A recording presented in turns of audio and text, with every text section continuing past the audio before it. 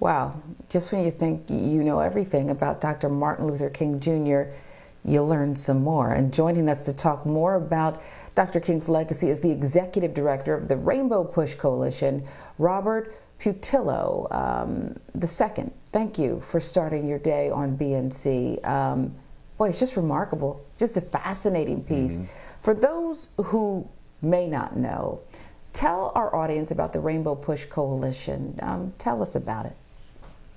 Well, one of the things I think is important for people to remember is the Rainbow Push Coalition was created by the merger of the organizations and kind of the residue of the 1984 and 1988 campaigns of Reverend Jackson. Reverend Jackson pushing these things after being put on assignment by Dr. King. The reason that I think it's important to look at the history of many of these organizations is because we've allowed the history of the civil rights movement in many ways to become gentrified, that they tell us the story they want us to know about our own history. The great things about being in Atlanta, when you were in Atlanta, Sharon, is we had people like Joseph Lowery, C.T. Vivian, John Lewis, James Orange, and many of the other legends of the civil rights movement who are there to give firsthand accounts, and we have to preserve that history on our own, because what we're seeing now is groups that are antithetical to everything that the movement meant are now taking those talking points for their own. You know, I saw Ted Cruz and Rand Paul and Mike Huckabee quoting Dr. King and using his words to oppose human rights legislation, to oppose helping poor people, to oppose things that will help minorities in this country. So this is why we have to take that history back. Yeah, that's embarrassing. That's shameful. Rainbow Push Coalition been keeping hope alive for many years. And as Sharon said, it's amazing that, you know, we're still learning things about MLK. Just when you think you know everything, you've heard every one of his speeches, read his books, you've seen every documentary, film about him. Why do you think we're still learning things like we just learned today, 53 years after his death? Well, because I think in large part the image and the message of the civil rights movement has been filtered through white voices. We've been retold these things through textbooks that are financed by other people, through movies that are financed by other people. But this is why it's important to dig down and talk to those elders who lived through it.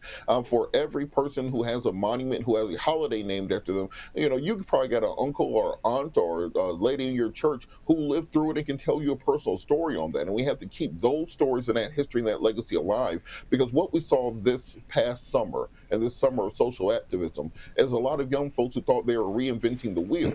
No, you were part of a continuous struggle. You have to contextualize what you're fighting to the exact same fight that they were in, and listen to those people who have gone down that road before, so you can understand that the difference between what Dr. King did and what many other revolutionaries did was he was able to enshrine his change message into legislation. He was able to sit down with Lyndon Johnson and hammer through civil rights in 64, voting rights in 65, public accommodation, fair housing, Title VII, Title IX. You do not have the diverse, multi-ethnic coalition that forms the American populace right now without those battles of young people. You know, Dr. King was in his 30s when he really started organizing, of young people in the Deep South 50 and 60 years ago. That's what creates the fabric, the tapestry of America that we have today.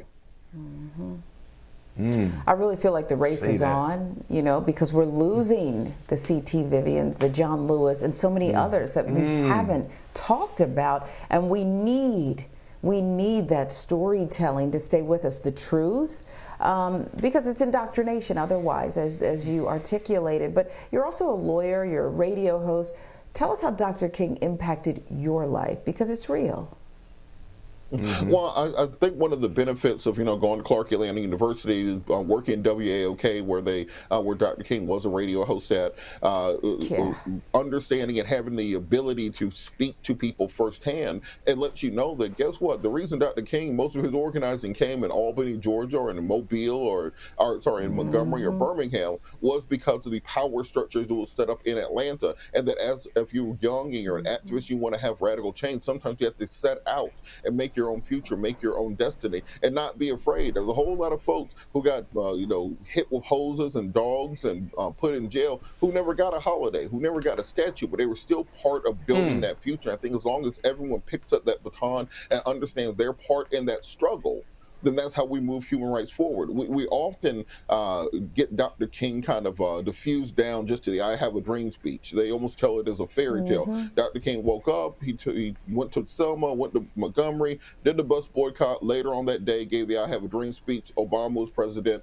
and then racism was over. That's the kind of fairy tale that they tell us about this. But no, you have to understand the ground level work in church basements, in Pascals, in the West End, over coffee, over in pool halls on Auburn Avenue that organized the civil rights movement. We understand that you can do the same thing today on TikTok and on Twitter and Instagram and everything else. Yeah, that's why we always got to give those flowers to the C.T. Vivians. Yes. John Lewis's, the Jesse Jacksons of the world. We can't forget about their contributions. Before we let you go, though, I have to ask you about today. You brought up the "I Have a Dream" speech. We still, even 53 years later, we still are being judged by the color of our skin and not the content of our character. Here we are 53 years later. Why have we not reached the mountaintop, in your opinion? Well, part of it is that we were told that we won the race at intermission. So civil rights in 64, what Johnson exclaimed was that this was going to be a stopgap measure. That can't give it to you all at once, so we're going to do this piece by piece. So we're going to do civil rights, voting rights, public accommodation, fair housing, and we got about halfway through the race, and we stopped running it. So this is what we're fighting for in Black Lives Matter is the rest of that race. What we're fighting for in H.R. 1, the reparations bill, is the remainder of that race. When we're talking, or sorry, that's H.R. 40. In H.R. 1, we're talking about the John Lewis Voting Rights Act. That is the remainder of the race, because we have to understand, if you look at the concept of the beloved community, if you look at Operation Breadbasket, if you look at the tent city at the Capitol, the entire idea was that America has the resources for not one person to starve in this country.